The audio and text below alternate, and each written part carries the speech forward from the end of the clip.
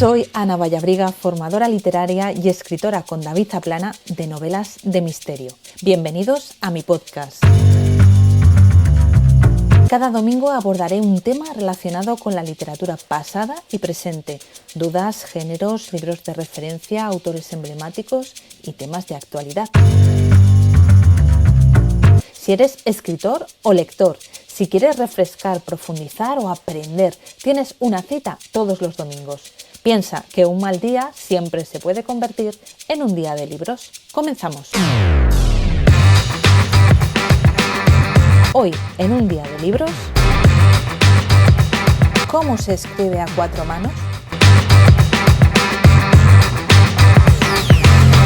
Cuando David Zaplana y yo participamos en algunas mesas redondas o nos hacen entrevistas, la pregunta que más interés suscita es ¿cómo nos las arreglamos para escribir una novela a cuatro manos? Cada pareja de escritores organiza su trabajo de manera diferente. Yo os voy a contar cómo nos organizamos nosotros, cómo se organizan algunos autores que conocemos y algunas consideraciones más sobre el proceso de escritura a cuatro manos. Empiezo por el principio y en este capítulo voy a mezclar aspectos más personales con los específicamente literarios. Hoy, como de manera cursi se suele decir, os abro mi corazón. David es de La Aljorra, una pedanía de Cartagena, y yo soy de un pequeño pueblo llamado Candasnos en la provincia de Huesca. David y yo nos conocimos en Valencia, cuando él estudiaba teleco y yo psicología. Congeniamos desde el primer momento, a los dos nos encantaba el cine, yo hablaba mucho y me temo que sigo con el mismo vicio, y él sabe escuchar. Comenzamos a salir juntos un tiempo después y David entonces decidió compartir conmigo un proyecto en el que llevaba pensando desde hacía un tiempo. El proyecto no era otro que escribir una novela que mezclaba fantasía y ciencia ficción, una novela sobre viajes en el tiempo y unicornios. De una manera improvisada, él me iba contando su historia, los personajes, los hitos de la trama, y yo le hacía mis comentarios. Le decía lo que me gustaba y cómo yo afrontaría algunos momentos de la historia. Todo era muy informal, eran charlas que manteníamos entre atracones de estudio y durante paseos por la avenida Blasco Ibáñez. Recuerdo aquellos momentos con mucho cariño porque, de alguna manera y sin saberlo, estábamos fijando algunas bases de nuestra relación posterior. Los dos éramos grandes lectores y los dos habíamos pensado en algún momento en escribir una novela. Lo que no sabíamos es que lo haríamos juntos. Esta primera obra se tituló Cruzados en el tiempo y la autopublicamos en Amazon años después de haberla escrito.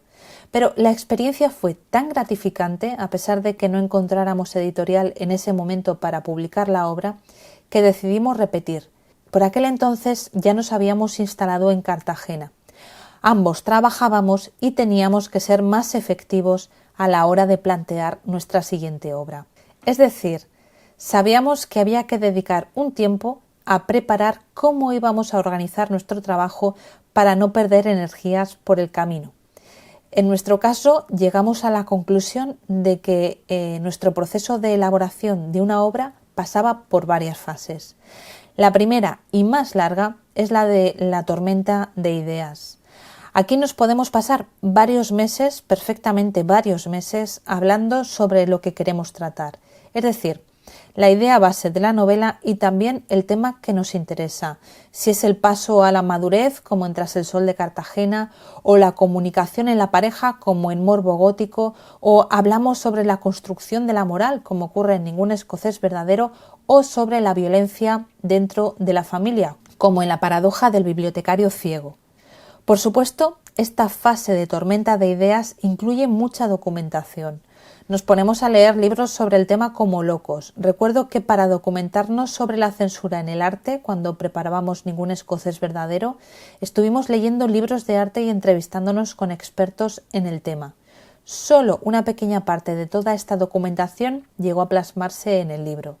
En esta parte también hablamos sobre quiénes van a ser los protagonistas de la historia y cuál va a ser la trama general. Esta fase es muy bonita porque nos permite estudiar temas que nos interesan. Normalmente procuramos escribir sobre cosas de las que no tenemos mucha idea, pero sobre las que nos gustaría aprender. Es como si estuviéramos en el colegio haciendo esto que está ahora tan de moda, lo del aprendizaje por proyectos. Después viene la parte más dura, la de estructurar la historia. En este momento ya tenemos un montón de documentación, los personajes creados y la idea general de la historia. En este momento yo siempre tengo los dedos inquietos, es como que necesito empezar a teclear, pero claro, primero tenemos que estructurar la historia.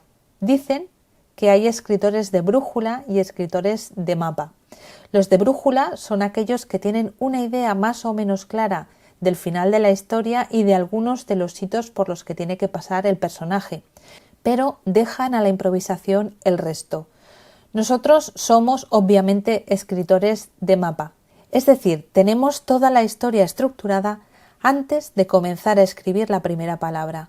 No podemos hacerlo de otra manera porque somos dos escritores trabajando en un mismo proyecto y los dos participamos en el proceso de ideación, de escritura y de revisión.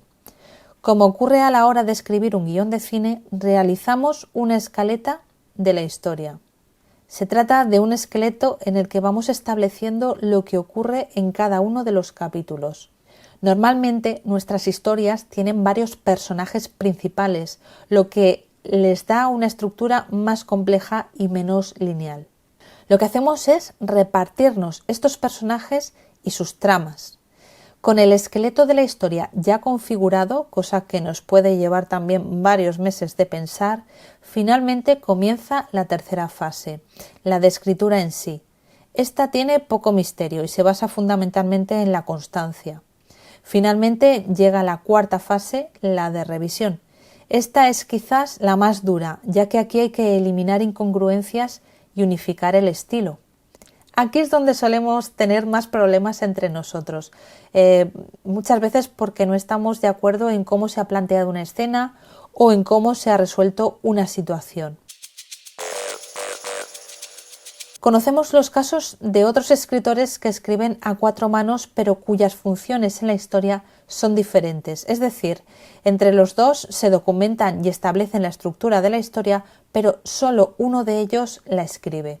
Otros escritores lo que hacen es establecer las bases de la historia, crear dos personajes protagonistas y cada uno escribe una parte siendo completamente ajenos al texto del otro escritor.